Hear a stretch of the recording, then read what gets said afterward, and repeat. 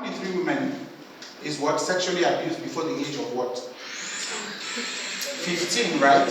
So is it possible that from after this meeting, after we have this policy brief or this policy document, can things begin to change? I mean, change doesn't happen overnight, yeah? But these are the steps that as an organization we are taking to ensure that we contribute our quota to changing the narrative and ensuring that every woman, every girl, every young person on the streets of Nigeria, I mean in Africa at large, feel safe whenever they're going to work. They're going for anything, so that you wouldn't say because she was wearing something short. You would know that you need to go fix yourself and not because somebody was wearing something short. Because there are cases of people that wore things that were crawling on the floor and they were raped, People don't have access to their human rights. Even when you take cases to court, it takes long for some of these things to, there are things that once it goes, they should take it as top priority. So these are the things we want to look at today and, see how can we have a document that is holistic and something that we can use and not just that, okay, we are developing this. After this stage, we are going to ensure that we take it up to people in power to ensure that they adopt this document. And I mean, these are some of the things that we'll be looking at today. So to take us further in our conversations, I think for the next few minutes, before we have the breakout session, I'm going to be inviting Ugochi Ndebbio. She's the Associate Director with PwC Nigeria. So let's put our hands together as It's really an honor to be here. I'm excited to be speaking to everyone who has gathered here because we're all passionate about the same cause. So he has introduced me. I'll also introduce my organization. So my organization is PwC. For those who don't know PwC is an international brand that provides professional services. So we provide accounting, audit, tax, and advisory services to clients, so companies, individuals across board. We like to see ourselves as a one-stop shop, so that most of your business concerns and your business needs are things that we can actually assist clients to resolve. But more importantly, it's part of our integral values is care, and that is part of the reason why I'm here today, because it's important to us that impact our community. Caring for the people around us is our integral value, and that's the reason why we are partnering on this initiative, not just in resources, but in terms of our time as well. That's why we're here. Again, I'm here with my colleague, Olabode, to support this initiative. So I'm just here to spend a few minutes to set the scene and to set the context and to spur us really to action, because we're here to co-create, right? We're not here to sit down and have a chill time. We're here to co-create and ask ourselves and brainstorm and think about what are the initiatives we think we can come up with. How do we use arts to drive the changes that we want to see? Now, in setting the scene, we'll start with the statistics, of course. I heard my mother here, my sister here, talking about the statistics in terms of gender-based violence. It's regarded as a global pandemic, and now it's a global pandemic because millions of people worldwide are actually facing this issue on a day-to-day basis. Particularly in Africa, our numbers and our statistics are high. And even the high statistics that we have, we know that it's underreported because people are ashamed to talk about things like this. People are ashamed. People don't want to be associated with, go and think about it. You say, my sister was raped, I was raped. Nobody wants to talk about that, right? So we'll find out that even the statistics we have in Africa, and Nigeria as well included, that are high is even underreported and suppressed. So we've talked about the fact that 1 in every 3 women between the ages 15, in their lifetime essentially have experienced some form of physical or sexual violence. That's pretty high. That is very high. In Nigeria, as of 2018, 31% of women between the ages of 15 to 49 have experienced some form of physical violence. So when we talk about gender-based violence, not just sexual in nature, we have physical violence. It could be emotional, it could be financial, it could be economical, it could also be psychological.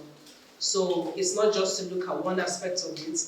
And it could be targeted at any gender, but the reality is that for the most part, what we see is targeted towards women and children. Why? Because they are perceived to be the weaker vessels, even from a strength perspective.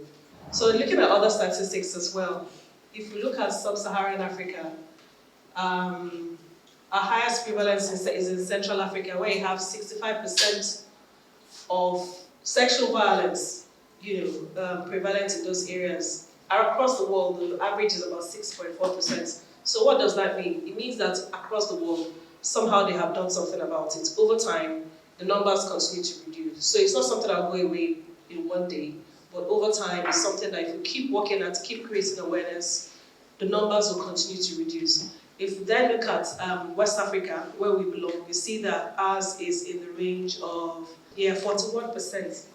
That's, again, extremely high. If we think about the fact that 41% of the women that we have met in our lives have experienced some form of gender-based violence, we think that that's appalling. How is art?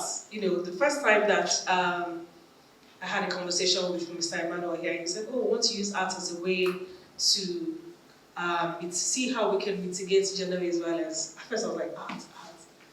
And so when it comes to coming to create awareness, and I was thinking about it really, if we're raising awareness, there's some picture, and I was thinking about it, I'm sure most of us have come across that picture, where you see of a child crying, and somebody's hand is closing the mouth. I think that picture speaks. We can write an essay on that picture. It can arouse emotions, it can arouse sympathy, it can create awareness, it can spur discussions, it can even influence how you feel about a certain thing. So that picture, I was like, okay, just one person drawing, representing this issue in a picture can speak 1,000 words. We think about the fact again, even if we're raising awareness, we have talked about photography, music, films, we can raise a lot of awareness through films, through performing arts.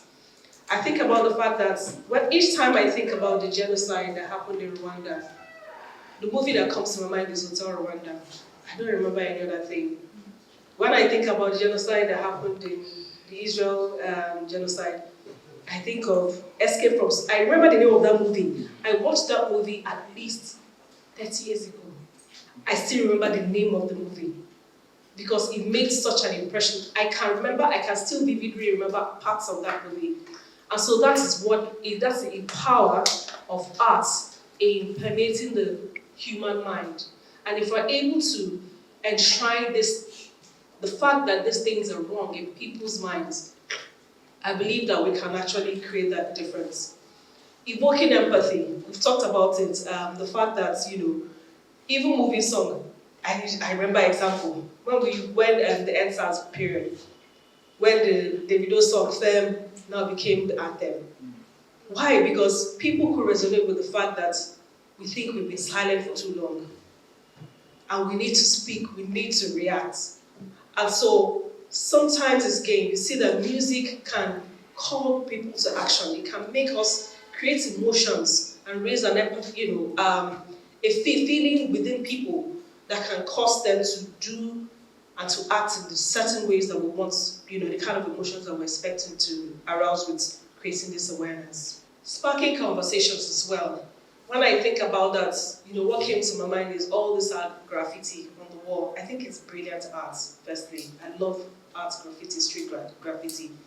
And I remember one time I was taking my daughter home, there was something that was on the wall, and it was suffering and smiling.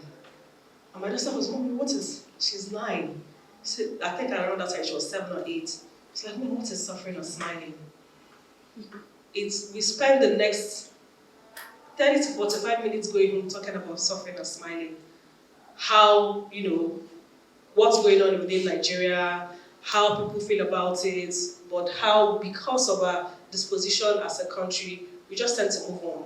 We're not people who are very, I don't think we have the tendency to be very violent. So we just spent this last time talking about it. So when we do create this kind of art, you can imagine that picture of a child, with the hand, with the mouth covered. The kind of conversations that is going to spark. So you're creating, the message is going way beyond the person. So the person has run it and got it, where are they? But the conversations that will come following that picture or that graffiti will keep resonating in ways that that person cannot reach the number of people that it's going to reach. We also look about mobilization and action as well. Visuals and music can help us to take, our message far and wide. When we have, campaigns, if we want to, for example, if you're having a music festival and they then talk about an issue, first and foremost, the music festival, maybe like 50,000 people are sitting down there. You then raise that issue, and then people spend some time maybe talking about it. You've reached more people than one person who is going from hand to hand, And it's just maybe 2 minutes of that musician's time to say, I want to promote this art, this issue or not. So those are the things, how we can use art to push this narrative, create the awareness that we want. There's this documentary I watched on YouTube. It's called Soft White Underbelly. And it also reminded me of, there was one time that there's this documentary that I think it was BBC did around the sexual harassment of girls in Nigerian universities. And that went far and wide. Of course, first of all, we used it to call out a couple of, culprits and all of that. So documentaries, again, those kind of things, it's all expressions of art that can be used to push a narrative and when we look at the fact that media is such a powerful tool to influence the thinking and minds of people, we keep saying it that this generation is not like our generation, it's not the generation of the old. Because think about it, even the time of, before Buhari was elected, the power of change, that mantra of change was put in our minds, and all people could think about was change. Why? Because it had been put through the media, and it had been sung, and people were like, it's true, I think I've been quiet for too long. We need a change. We want to see things that are different. That's the kind of, emotions and the kind of change that we can get by using art as a means of pushing this agenda. And lastly, of course, policy. Why policy is important is because policy is a framework for change that we want to see. So even if we create this awareness and we don't go ahead to, do the advocacy to make sure that these things are enshrined in some kind of legislation, it's what we're just going to do is compelling people through moral suasion. Sometimes people need to be called out, sometimes people need to be punished for causing violence on women and on the minority. So I hope I've used these few words to charge us to action, because we're here today to co-create, to brainstorm, and to come up with new initiatives of how we want this to go on. So thank you very much, everyone. I think at this point, we are not doing this work alone. We have the support of Nigerian Youth Futures Fund, Leap Africa, and of course PwC, supporting us in this work. And as an organization, we are very strategic, because we know that we couldn't have had, why we went to this organization is because these are people that are also ensuring that, women are given more opportunities in the society. So these are people that are thinking like us as well. So, and from what Ugochi has shared, you can see that even at PwC, they are very big on this, on all of this. And so we're excited. Thank you so much, Ugochi. So we'll be moving on faster a bit, so we can head towards what we're supposed to do. So when we want to look at the implementation structure, I shared this earlier. We have the pre-engagement, stakeholder engagement, which was virtual, and today, which is the second one, the policy roundtable we're having today. So, but for the discussion framework, we're looking at policy changes, identifying the gaps in key institutions and duty bearers that have perpetuated gender-based violence across the country. And we're going to, in our groups, these are the things we'll be discussing and identifying these things and trying to profile changes and actions, to close these gaps. We'll be identifying existing policy gaps and barriers that hinder progress in combating and the incidents and securing justice and provide practical recommendations. Are there policies we have in Nigeria? What are the gaps in these policies? Do we think some of these policies are obsolete? Do we need to begin to maybe add more things or something to make it better? Then art and culture-based interventions. Identify art and culture-based interventions or initiatives that can help in rural and urban settings to break the culture of silence and stigma in society, raise public awareness of gender-based violence, its impact and prevention. Sometimes we are here in the urban setting. When you go into the rural areas, you realize that when you talk of gender-based, people don't even know what you're saying. So how can we begin to look at the strategies to reach out to other persons in the grassroots, in these communities? What are the things we can do? Yes, everybody in Lagos, we meet them, gender-based violence, they may have an idea of it, or to some extent. But most of the people that are really affected by gender-based violence are people in these rural communities. So how can we reach them? What are the things we can do to take this message down to them? So all of these things need to be included in this policy, because if we take it to government, to help government, re-strategize their plan, even when they are budgeting, maybe they can increase their budget around, okay, we'll get to funding and slide. So maybe things around budget, maybe government need to increase more budget for projects in these rural areas that can help women, escape gender-based violence. I heard a story some time ago where, I think most of us in this room may know this story, but let me just share it again, where somebody was trying to implement a project. They went to a community and saw that most women always go far to fetch water. So they always travel, go a far distance to fetch water, and they just at the top of their head just thought, okay, let's dig a borehole close to their community, so that they can all access, water. But then, when they did that project, did a big launching, they did it after the launching, the women were going to the fast stream to fetch the water. And when they were, we spent so much money on this project, what's going on? I mean, people are supposed to be excited and welcoming. But the women said, no, this was not what we wanted. Because that 1 hour we spend to walk to the stream is when we bond as women, where we communicate, share our problems, and get solutions from all the issues we are facing in our marriages, in our homes. So when you now brought the water close, that means it's 5 minutes, we're back to our problems. So it wasn't a good project at the end of the day. That was a failed project. So we need to look at these things, because if we are able to identify these things, we would know that, some things can work and some things may not work. We're looking at identifying art-based interventions to provide support to GBV survivors, shift societal norms by promoting behavioral change, strengthen law enforcement, improve economic power of women, and take steps to enhance gender-based violence legal and policy framework. There are a lot of survivors that still face stigma.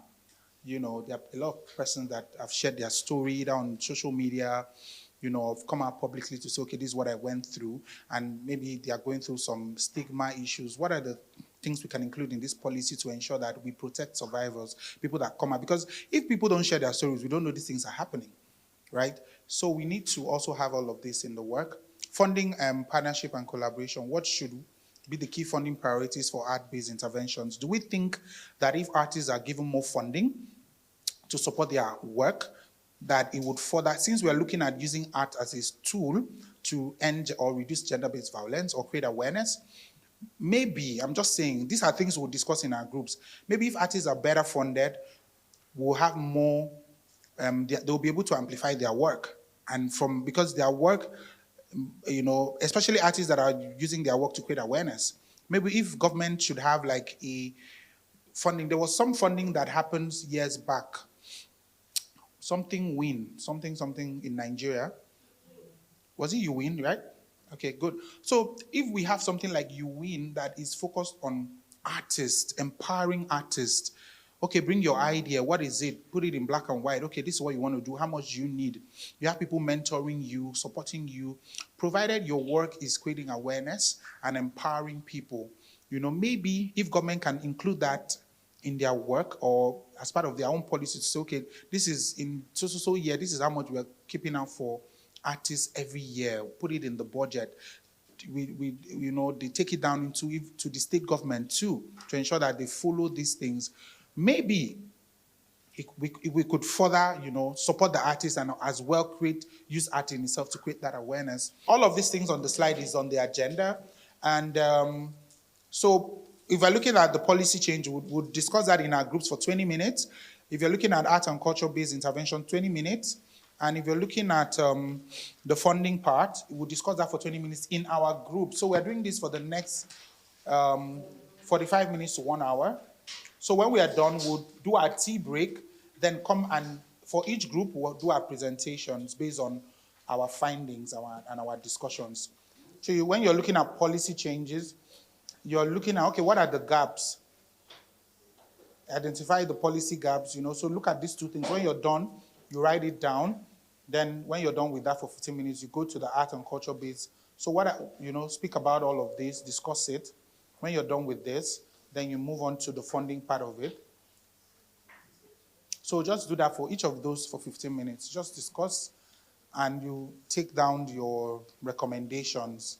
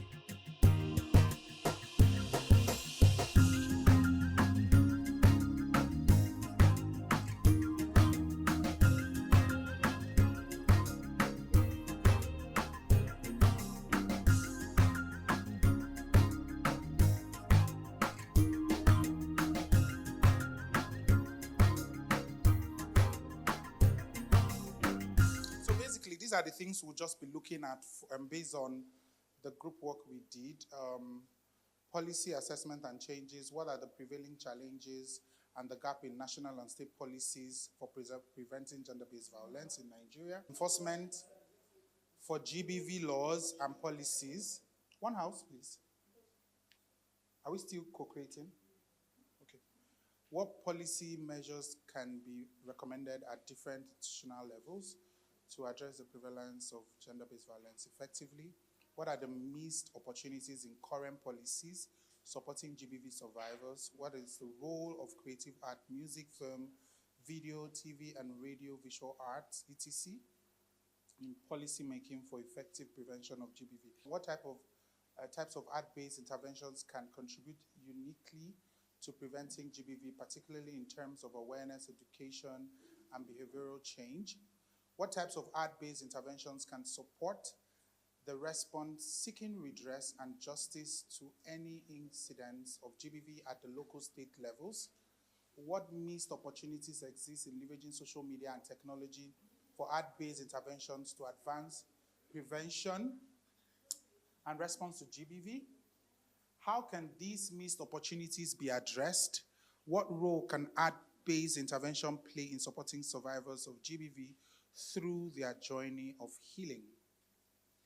Funding, collaboration, and partnership. What are the challenges and missed opportunities in securing funding and building effective collaboration of arts-based prevention initiatives?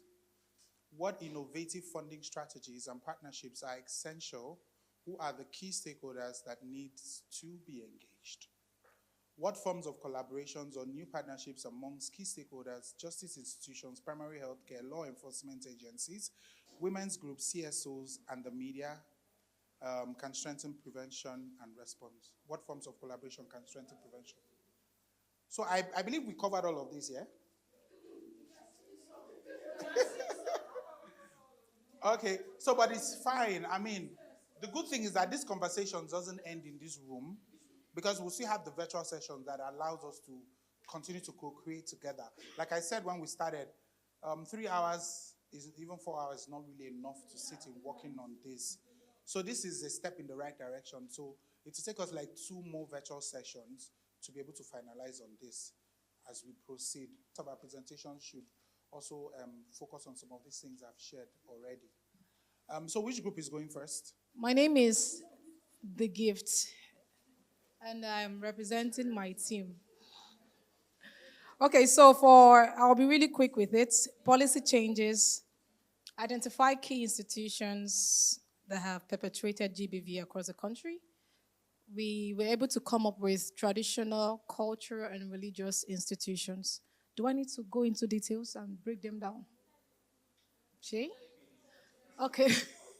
So we have educational institutions where we get to see sexual harassment. Traditional, we get to see some cultural practices that are not good.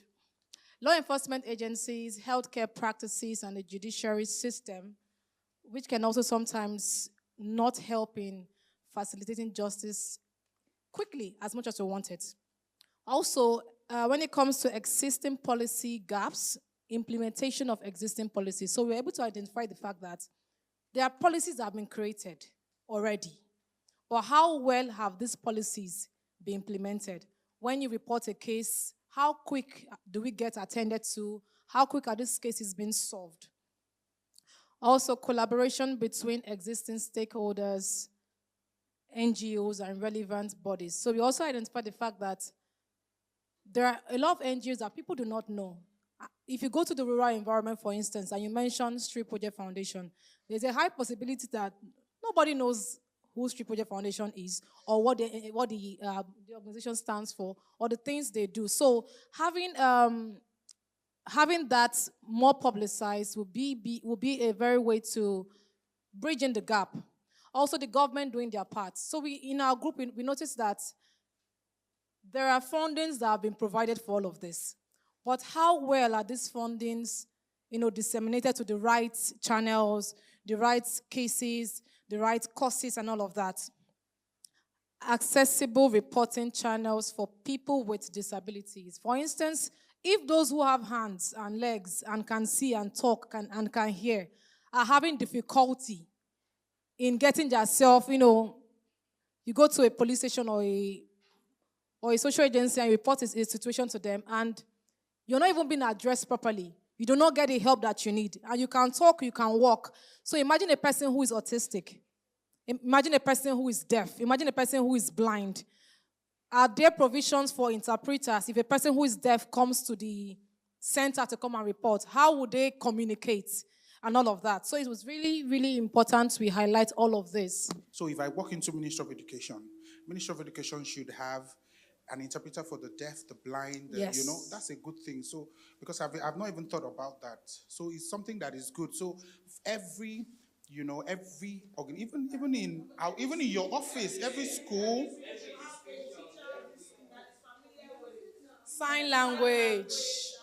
Yes. Whether or not you are catering to that demographic, you should have, that's something, it really struck me. That's why I had to put something that's very commendable. We are thinking well in our group. Moving on to arts and culture-based interventions, we had to divide it into 2 segments. the rural-based intervention and the urban-based intervention. For the rural-based intervention, we understood that the first thing that should happen is a need assessment per community, because a lot of times what would work in community A might not work in community B or C or D. So it's really important you start with a need assessment to understand what exactly is the need here. How do we get this need attended to first? And so we also explored things like, while growing up, we had Tales by Moonlight. And we'll be taught morals, we're taught certain things, that we learned, even though deforestation is happening, boys, well. We could have street dramas explored through local dialects. So when we go to a place like, let's say Agege, for instance, you don't want to come and start speaking plenty English. They'll be looking at you. You understand? And the amount of work you want to do will be lost. Like you mentioned earlier about a place where they had a borehole dug for them, but they insisted on going far because it allowed them to communicate, to bond, to share issues on marital concerns and all of that. So if you go to a place like Agege, one of the most prevalent dialects there is Pidgin. Pidgin and probably Hausa, depending on where you are. Like in my area, I'm from Agege, a lot of people speak Hausa, even more than Yoruba, because it's a very Muslim-dominated community and a lot of Pidgin. So if you are going to do a street drama, for instance, you want to explore that particular option so you can communicate. We also talked about the fact that even in the storytelling method, you get to use local names. If it's a Muslim community, you get to use Amina, dress like them, bear their names. This allows you to bond faster. This allows the information you're trying to communicate across to be passed faster and allows assimilation even quicker. Also, radio jingles. In places like Agege, for instance, a lot of people do not have smartphones, as shocking as this might be. A lot of people have small phones to call and receive text messages. You understand? So but guess what? A lot of people listen to radio. A lot of the mothers still listen to radio. They still have their small radios beside them. The men still have that. They still listen to radio, 6 o'clock news, all of that kind of Yoruba radio stations and all of that. Exactly, Bond FM, Metro FM, all those kind of things. So, you are there.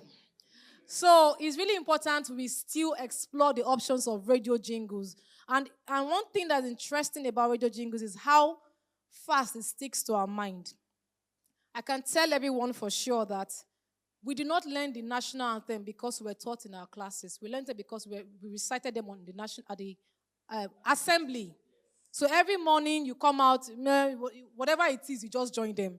By the time you are 3, 4, 5, it will stick to your head. And sometimes we know all these radio adverts, these jingles and all of these advertisements. And sometimes subconsciously, when we hear them, we complete it while we're washing plates. So it's important that we could explore these jingles and short jingles. Also, local artists collaboration with top artists. In every community, there are people who are, let's say they're having a festival. There are some area guys, area mamas that do some small arts. They are artists in their own right. So instead of just going to bring a Wasiu and Ide from somewhere and just dump it on them, explore the act of collaborations with these people. Let the guy who does some small thing join Wasiu on stage. It's a boost. It's a morale boost and also a community facelift. And the fact that people see that, this our guy in our neighborhood was performed with this person, they always remember the event that brought him. They always remember what called him to that place. And how we can explore that is making sure that collaborations happen with local artists and all of that. Now, exploring local cultural festivals and heritage. This is really, really important because I was telling my team members that last month they had Agege Day. And it was a 3-day celebration. But what happened in these 3 days was party. Ashebi, they killed goats. It's good. 3 cows. They didn't give me sha. It was good. It was interesting. But imagine that in the lineup of events for those 3 days, we had a conversation on GPV. Something of that nature. People would listen because there's food and drinks. Your days, this day, exactly, all those kind of days. we infuse all of these activities, these conversations into these days because people would come together because the Oba said they should come together. So they'll come together. So why they are seeing the goats being killed. They are listening to what is on the table. And this is where we can get them to participate in the conversation. Now, when it comes to urban-based intervention, we're looking at areas like, let's say, for instance, Unilag, Lasso, a lot of people will not listen to radio there, but they're on their they have social media platforms. If you put a documentary online, they would watch it. They will start conversations on Twitter or X. Social media influencers, if you tell a Mr. Macaroni to do a skit that is fantabulous, people would listen to...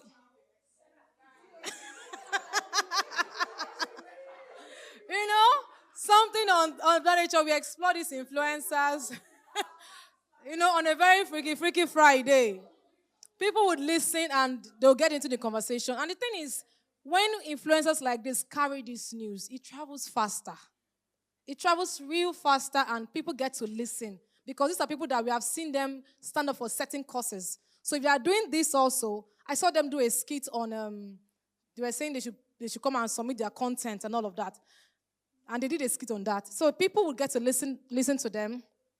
Movie streaming platforms, there's Netflix, there's HBO or something. There is Showmax. People watch this, they pay attention to these streaming platforms. Billboards and print media.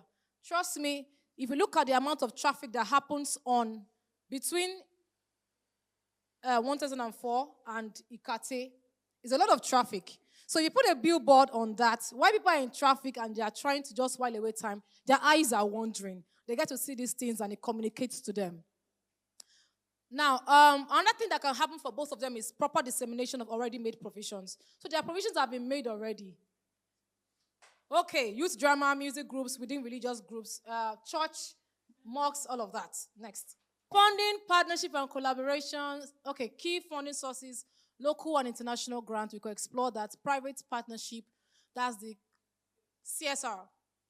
For private organizations, you could say, okay, ensure that all these organizations get to have a yearly CSR that's focused on GPV. Key funding priorities. So what are the focus here? We have a dissemination of already made solutions and new materials. And this is very important because I'll put it together with alliance between private media and government. So we have LTV. These are local stations, and they probably do jingle for 3 months because it's free. But if you put on the private-owned television stations, that people actually watch more, the reach is higher. Also support local artists on art-based projects on GPV concerns. So for instance, every December, a lot of parties are happening. Institutions are doing end of the year, all of that. So let's say for every institution, there is one artist that will come and perform poetry, music, monologue, painting, that speaks on drama, that speaks on GPV concerns. Also, the stakeholders we have are, for artist collaborations during events, all of that. We have a Ministry of Justice, Ministry of Health.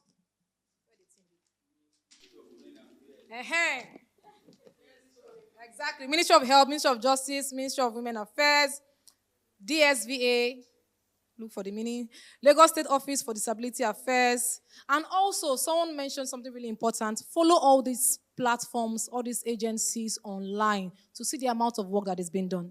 Thank you. Right from the Constitution down to every possible act or one house, please. Every possible law you can think of. But what we just have problems with as a country is the implementation and enforcement of such laws. Because, we can't deny the laws actually exist in like various laws. But the problem is just how for effective implementation and enforcement. So that was why we didn't really.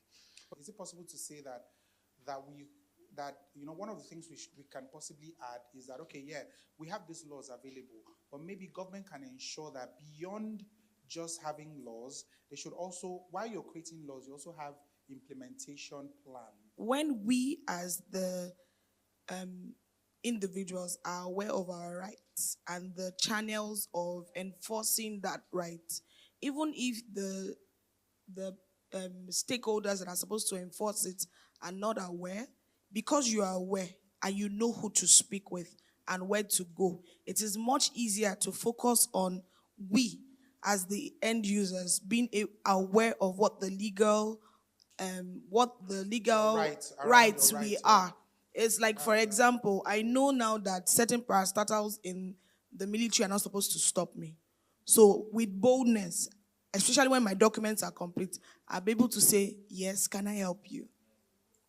Okay. So I think from both the legal part of local stakeholders, which is the women leaders, the yalojas, the ballers, the community leaders, if we all know what our rights are and what provisions are available for us in the law about SGBV issues, we're then able to say, even if they rape somebody on the street, yo, come, yeah, let's go. This is where you will do the rape kit test from. Then you're able to take that child and go to the necessary places to get them the help that they need. And if we know where safe spaces are, we're also able to take them and say, you know what, don't tell anybody. Also provide privacy for that person so that they are also not objectified by the community and whatnot. So I think that the thing we need to also add is the advocacy on our rights at both the rural level and the urban level. Regarding gender-based violence, there's a need to fast-track things, especially the DPP. When they take a case to court, it goes for DPP advice. I'm aware of the director of DPP in Lagos State, Dr. Babajide Martins, that he has been working that anytime a case goes for DPP advice, it comes quickly. But what about other states that, a survivor has to wait for like 2 years, to get DPP advice? So the judiciary has to work on this DPP advice so that they can fast track it and get justice for the survivors. I'm thinking that, is there any financial implications when you want to report a case in terms of, somebody is sexually abused and I want to, escalate? Are there any financial implications involved? Even up to logistics going to report the case? Because I feel that there should be some funding from government that supports that entire process. Because really, I can't put more weight on someone that is already going through so much. Right? So it's a lot. So I feel we should add that to what we are doing. That's my own thought. I was just going to add to things while she was making her presentation, which is, and I literally wrote it here, do people know? I think that's the very first place to start. Do people even know about these laws? Do people know about VAP Act? How many states have domesticated it? How many states have domesticated the Child's Right Act, right? It's been Child's Rights Act has been in Nigeria for over 30 years, and there are still some states that haven't domesticated it, or some states would domesticate it and then they'll take out salient parts of it. So even though they are domesticating it, it's not holistic. So those are some of the things that I noted. Then I also mentioned that, for instance, in law enforcement agencies, I know that in the police station, there should be a gender-based violence desk. The question is, so I think another issue is we should stop using Lagos, right? I think that Lagos is a model. There's still a long way to go for Lagos if you compare to other countries and states, right? Yes. But in Nigeria, Lagos is like pretty much on its own. We should begin to look at other states. In Kaduna State, do they have these things?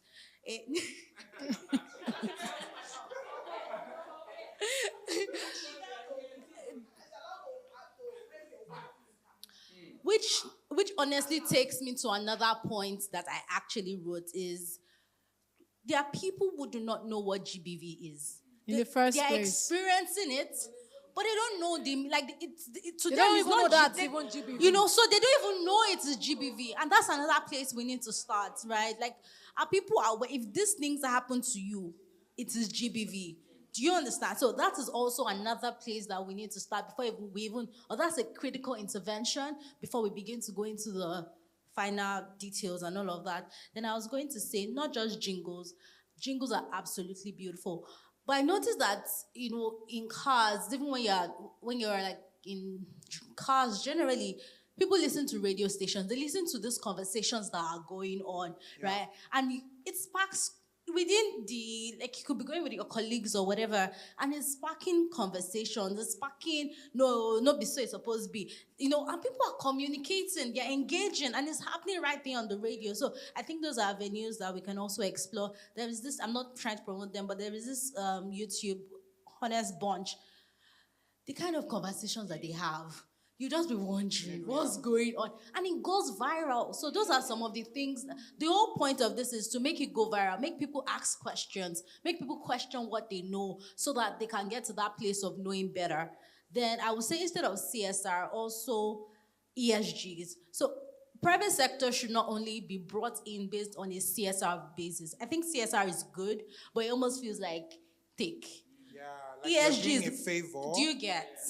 But ESG is more. ESG is, more it like, has to be part of the makeup of the organization. So, yeah, and I think those would be my contribution. Organizations, we need to start thinking how we can tie our visions and our missions and everything into the ESGs, even our programs, right? Because I think that's where the world is going now. So that is where art again comes into play. She said something about Kaduna. So, but guess what? There are actors and actresses that these people love so much. You see the average Aboki has their posters, of these women and men.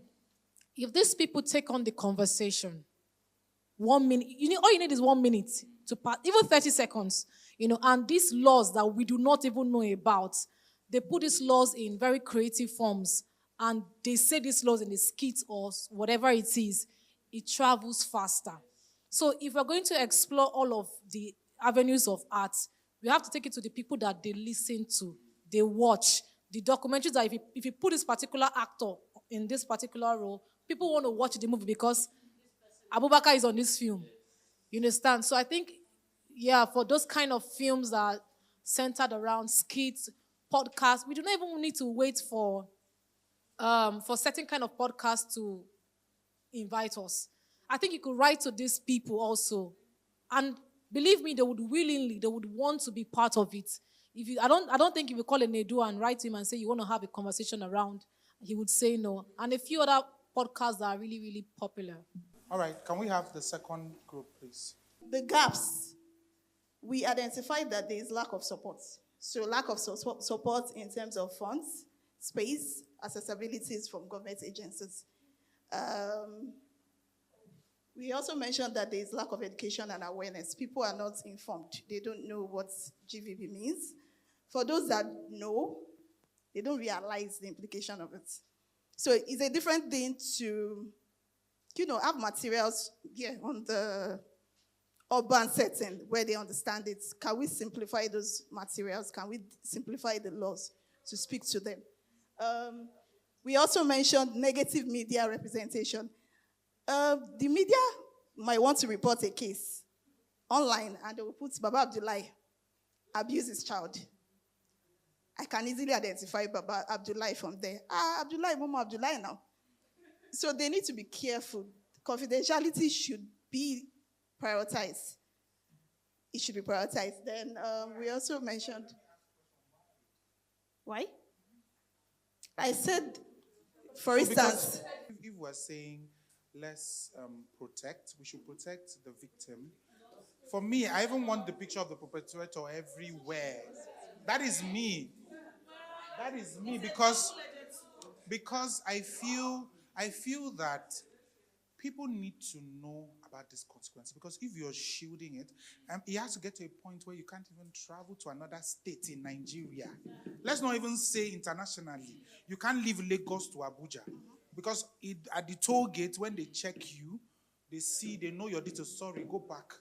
So you understand? So that you know that everybody, when you're sharing your story, people know that, this is what we are doing locally to ensure that we protect victims. If it has to do with children, people under 18, in fact, their cases are not heard in court, like in the normal open court. They are heard, yes, they are heard separately because of these issues that we've raised, right? But when it comes to adults as well, there's also this thing of you have to be proven guilty before before you. So even when the media shouldn't even make such kind of statements because it's still an allegation until it's proven guilty. So I think it's all that coinage. But I just want to add that in addition to what you've said, so it is even in the caption, like, so when you hear something, I know that it's an example. So Baba Abdullahi rapes whatever. Already you are putting how it's captioned. You are putting, how do I put it? Do you no? Not even that. You have obscured the. It's not in an active way. It is in a passive way. Do you understand? So when people read it, they are not. The emphasis is not on.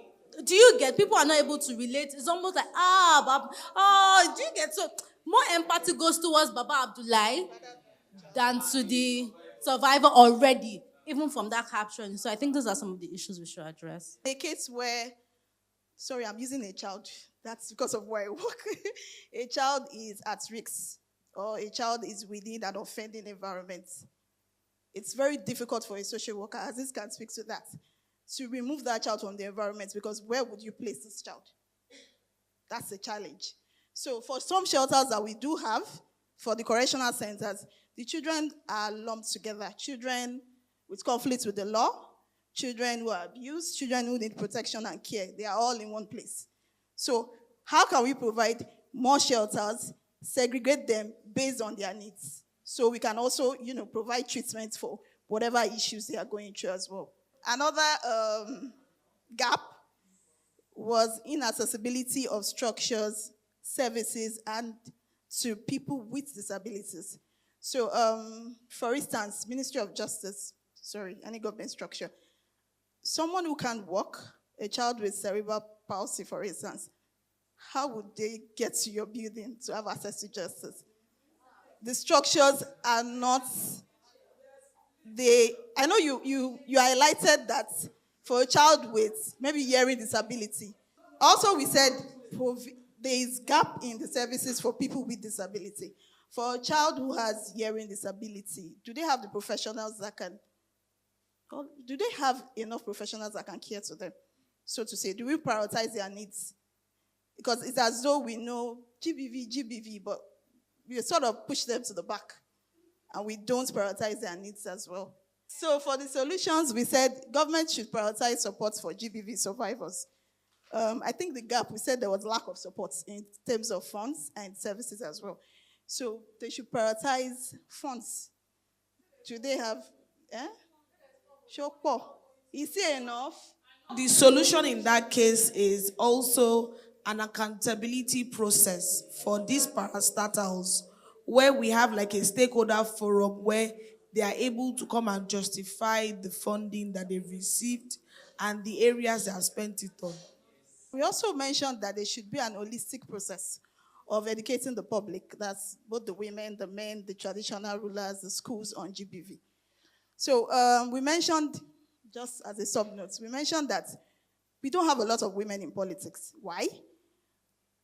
We don't have enough knowledge of what's the advantage of being in politics. We are only told about, the disadvantage. So are we educating right from the primary school level? You need to be, are we even encouraging them to be leaders? So I think that's a question we need to start working on that. Because only women will be able to represent women. A man cannot represent my issues. He can't address my issues. You're a woman. Do you have the knowledge? Do you have the mental capacity to learn how to mix and master? Do you have the mental capacity to produce, to make beats? Just because of your gender, they already think you're not, you don't have what it takes. So if we begin to have because we have a lot of sexual harassment in the music industry, if we begin to have female producers, for instance, so if one person is becoming a problem, you can just switch to another woman who is also as good as the man over there, and you are comfortable to work with that person. So it's beyond just politics. In different sectors, there's a need for representation. The third one we have is training for people in the media, not just for people in the media, training for every stakeholder to be empathic to, these people. There's a difference when you go to the medical center, you're just being raped and you're going for a rape kit, and they're asking you, say, they don't need to speak. just by the way they are looking at you, you feel sort of, why did I come here in the first place? So that's why I said it's not just media, every stakeholder, we need to learn on how to be empathic, not sympathetic, but empathic to the survivors of GBV as well. The fourth one we have is addressing the lack of shelter, that we should create space for survivors in shelters based on their needs. And the fifth we have there is accessibilities of buildings, services, information, technology, and digital products should be available for people with disability. So we made mention that I, for instance, I don't know anything about sign language. So if I'm the boss and someone who, with hearing challenge, they are probably assaulting her and she's trying to speak to me, I can't help you. And you are probably going to be very frustrated. You are going to be, so we feel like educating everybody, right from primary school level, secondary school, institutions, government, everybody, you need to learn. It should be part of us. It shouldn't be that it's your world against my world. We are all in one world. Inclusion should be prioritized as well. I think that's all. Under art and culture-based intervention, we have art should be included in the school curriculum. Fine arts, drama, music, poetry, spoken words, and all. So how can we, if you look at the public schools now, it is rare for you to see an art department.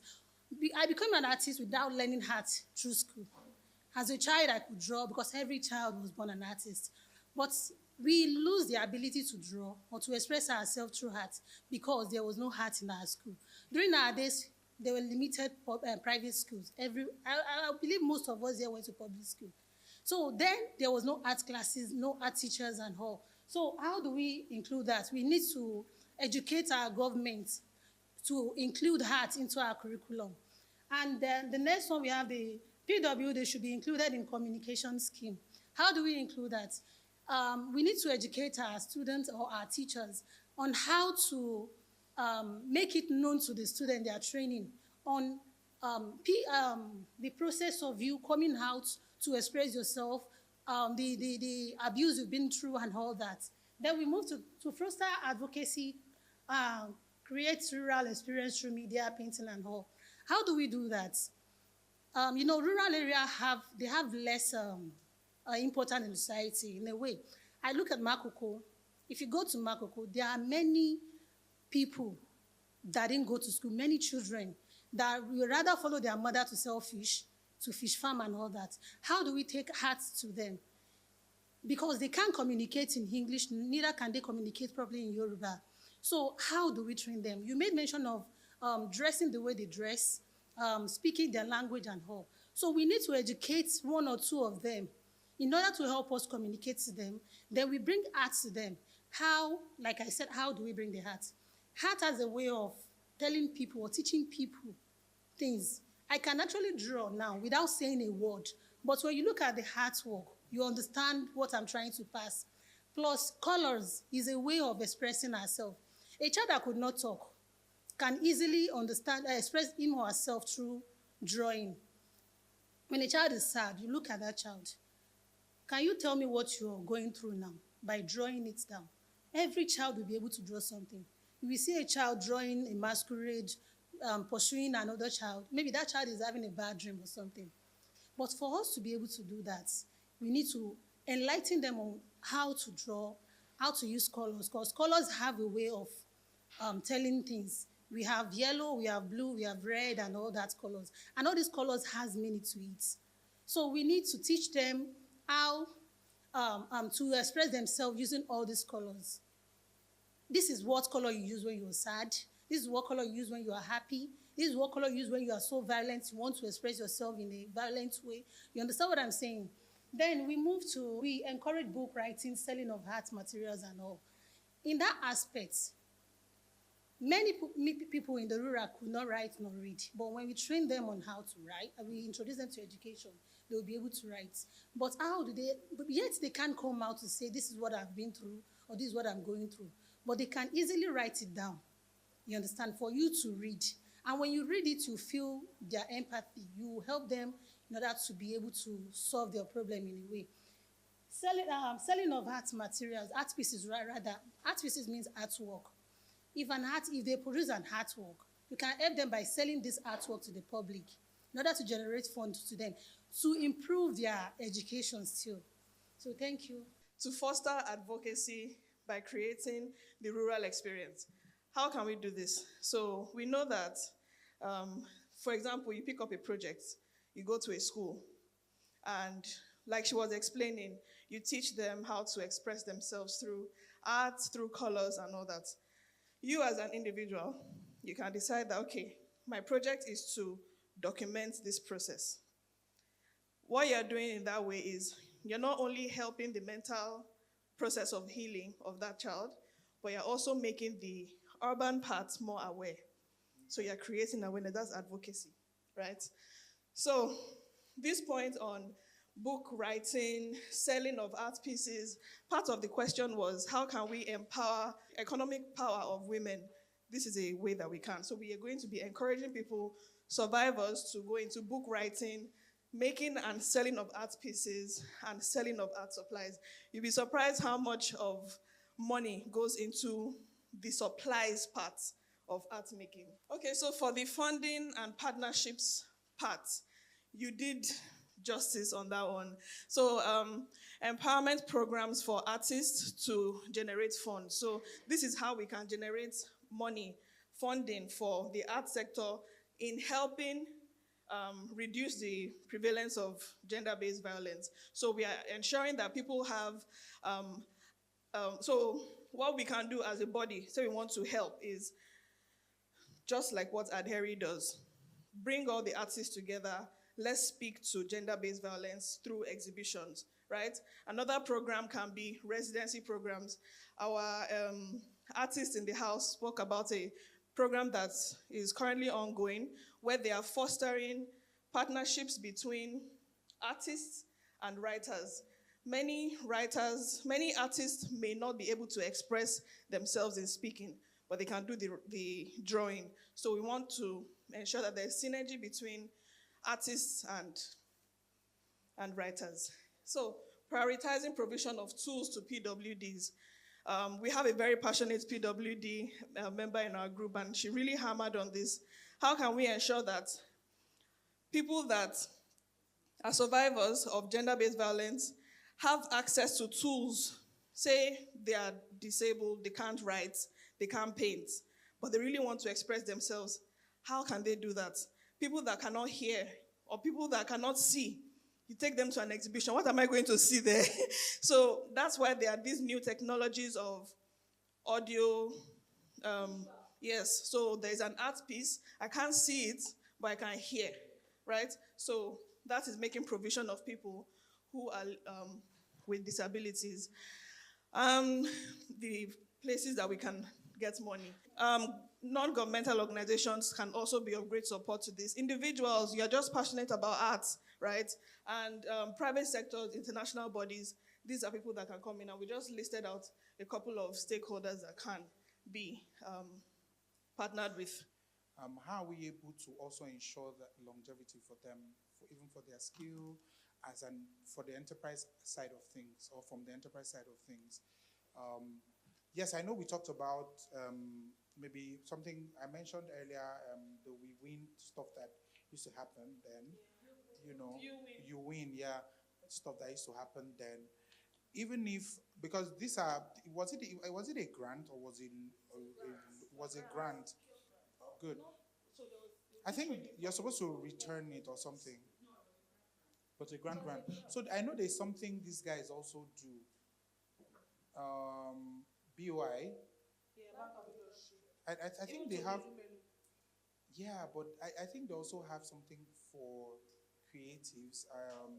But I don't know if they cover art. But I know they used to cover fashion back then. But so yeah, back to my question.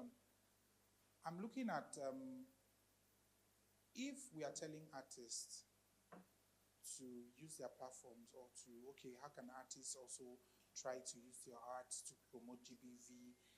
How would they get funding to support and sustain? Because if I'm an artist,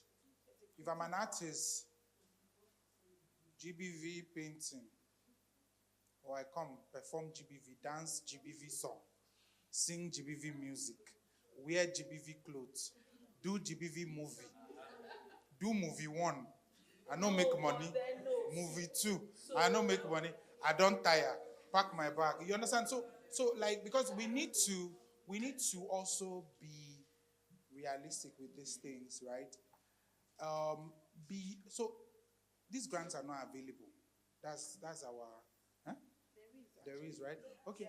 So let's So there's know. there's a creative industry fund which is managed by the Union Bank of Nigeria. Because really, and most people don't even know what creative is. Like, even so, because we're talking about awareness, because maybe I also answer that question you're asking, because now I even think, because even while we're working on this project, in our team, we had this conversation. Okay, when we say creative, because I heard UNESCO has maybe somebody can quickly Google that for us. What the UNESCO interpretation of art, because I think UNESCO has the interpretation of art covers videos, paintings, graffiti, sculptures for UNESCO, right?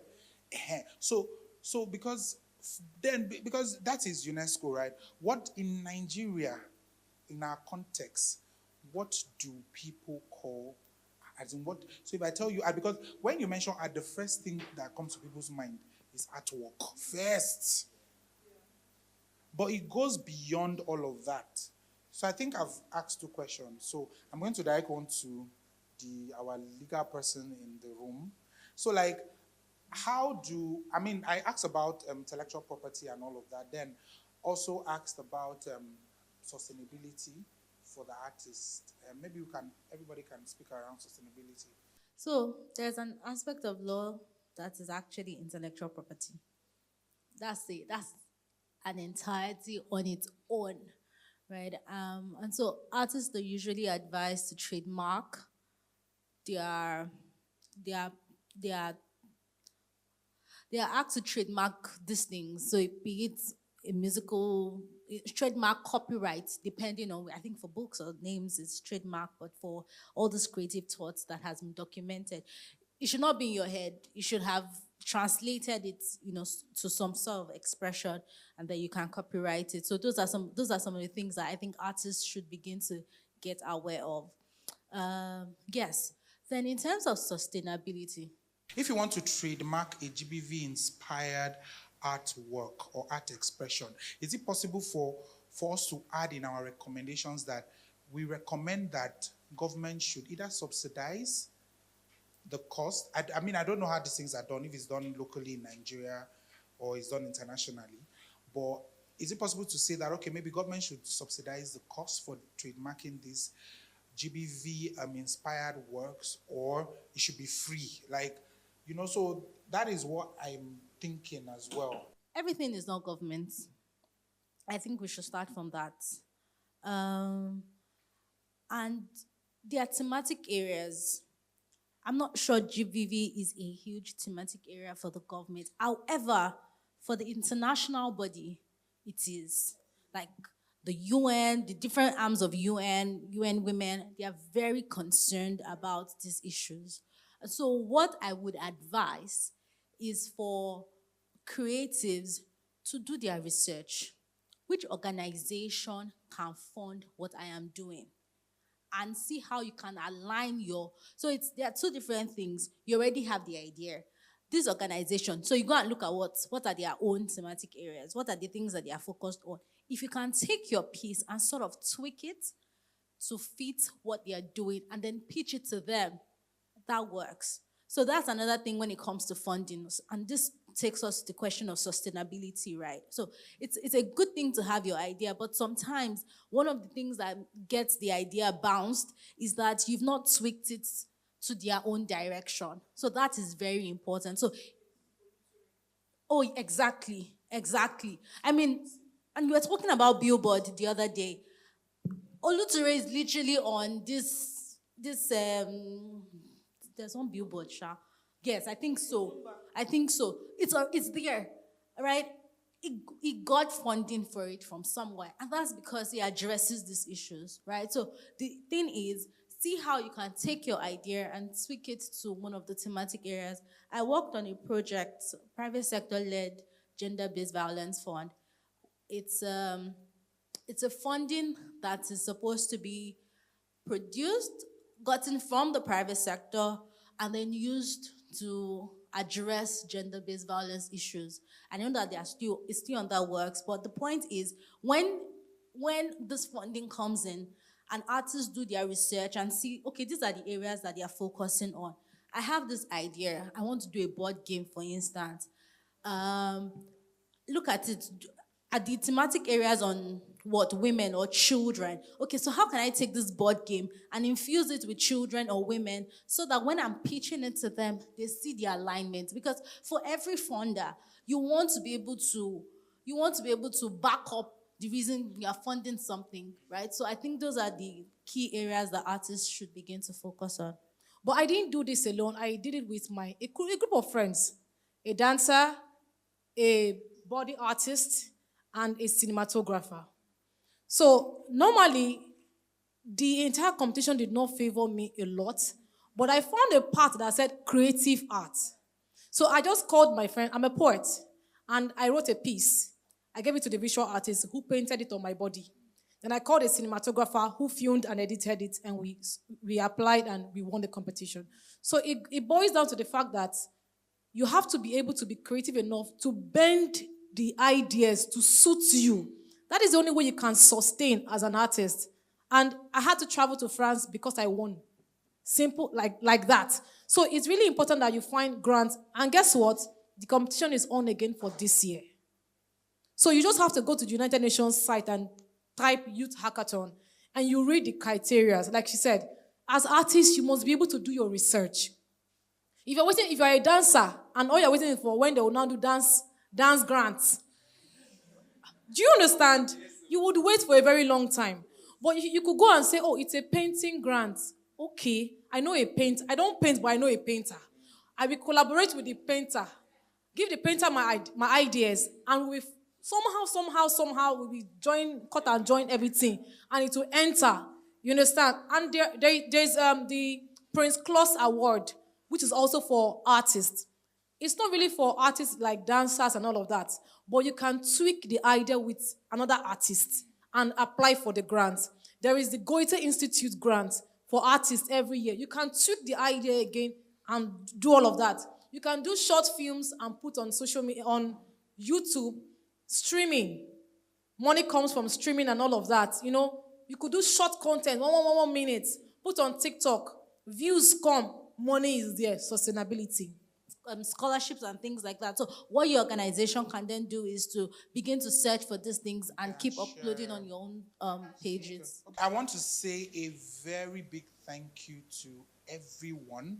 Everyone in this room, you are so special to us, especially myself. You're so special to me. Thank you so much for honoring our invitation, for coming, for supporting us, for sharing your ideas. I mean, I could feel the passion, I could feel the dedication and all of that. I'm so happy that, you know, even when we were thinking of stakeholders, we thought of you, and we believe we made the best decision to have you in the room. Thank you so much. On behalf of the board and management of Advocates for Health and Rights of Women and Youth Initiative, I'd like to say thank you. All right, my name is Nancy Olive Tamino. I'm the Communications Officer at Mirabel Center. It was a really good opportunity to kind of talk through some of the challenges that we face with, you know, trying to reduce, eradicate the prevalence of gender and sexual-based violence. And I think that just the conversation about using art is a different perspective. I mean, there's been in existence, but I think discussing it in this scale and just having like a really important stakeholders in the room and coming up with strategy that we can use to holistically just take the message of gender-based violence, but also translate it with the use of art, it was really good. Yeah. What's really important is, do these conversations leave the room? So we've talked about a lot of things. We've come up with a lot of strategy, a lot of ways that, you know, we can use art to propagate the message of sexual-based violence. But at the end of the day, what will all this information translate into? So are there opportunities for these conversations to be had at a higher level and at a larger scale, where all the recommendations and all the strategy that we've talked about today are then properly implemented or properly adopted and then implemented, and we can actually see how these things are moving the needle in terms of eradicating gender-based violence. So the next step is to have these conversations at a larger scale with the important, yes, outside the room, to the people who are actually decision makers, so that they can understand what the pain points of, the people who work with these people are, and how they can now seek to address these pain points and then create solutions, and not just like immediate solutions, but also like lasting solutions that can continue to support the fight against gender-based violence. My name is Oluwadolapo Ojo Adeti. I am on the Women-Led Advisory Board for ADHERI. Today, I was very enlightened. It's funny how we underlook the impact of art when we are trying to reduce the prevalence of gender-based violence. I had a very fantastic experience meeting with the different stakeholders. It was a very loaded conversation, so I had an awesome time. My recommendations, number one, would be to shed more light on the impact that artwork can have in the gender-based violence space. So that's number one. Number two would be publicity. As much as possible, let's protect survivors and find a way to reprimand perpetrators. Personally, for me, this program gave me a lot of to-dos. So I have a project in mind already. But on a larger scale, I believe that this conversation must be taken outside. There's so much that has been discussed that should not be left in this room.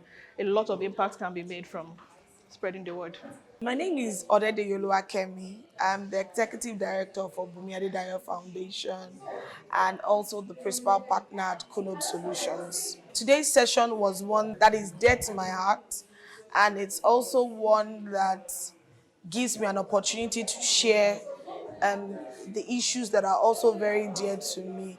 Having worked across different sectors and having experienced the different issues that affect women in terms of sexuality and also equity and equality. So for me, today's session was also an opportunity for me to share, to learn, and then to contribute to creating a policy that makes life better for women everywhere around the world. Some of the recommendations that I have as part of this policy conversation still has to do with taking the conversations outside of the room. We have gathered a lot of smart people into the room to give their suggestions. For me, I'm more focused on making sure that this conversation goes outside of the room, pushing this agenda. Lagos is very saturated with a lot of positive things happening in terms of SGBV issues and health issues relating to women. But when we leave Lagos State, we realize that there's less access to disinformation and to cares for women like that. So for me, the one thing I want to say is that we need to do more to ensure that the conversations leave the room and they are being implemented outside of the room, and people are actually aware of the issues, the solutions, and the pathway to solving this problem. So I think for this project, what ADHERI is doing is wonderful. Developing a policy document and ensuring that as much as possible, this document gets into the hands of the solution providers, the stakeholders, the leaders, the women leaders, the men leaders, the feminists, and their lovers, both male and female, and those who are pro all things women, getting this policy document in their hands so that they can then from this document develop programs that can then impact women and everyone around them. My name is Laura Temitoyo Ede. I work with Adeomi Selu Parkinson's Foundation as the Executive Director. Today's event was actually very enlightening. I mean, when I was coming here, I didn't really know what to expect, but I really liked the breakout sessions where we all just went into groups and just talked about the challenges around the GBVs in gender-based violence in Nigeria, and those policy changes and recommendations and how we can involve arts in it. So it was really good. It was really good to see how we can use arts as an influence for GBV. I like the fact that we're looking at a different direction because, I mean, we always talk about gender-based violence, but this is the first time I'm hearing how we can use art as a means of expression to drive awareness about gender-based violence. And from all that has been said today, especially with my group session, I got to find out that there's a lot that Lagos State is doing regarding gender-based violence, but the major problem is that there is no dissemination of information. There's still lack of awareness about what is being done. So at the end of the day, if these things are being done and there's no awareness about it, then I mean, it's just like pouring water in a basket.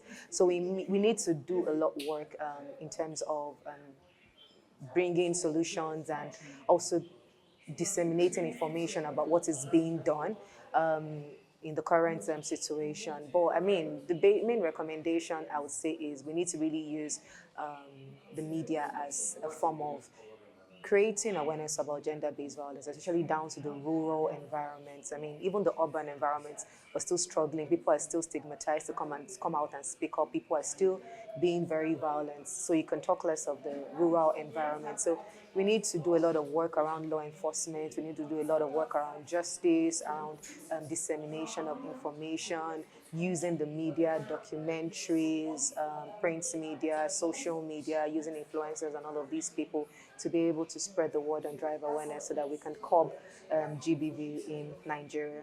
A thorough needs assessment because it differs from community to community, location to location.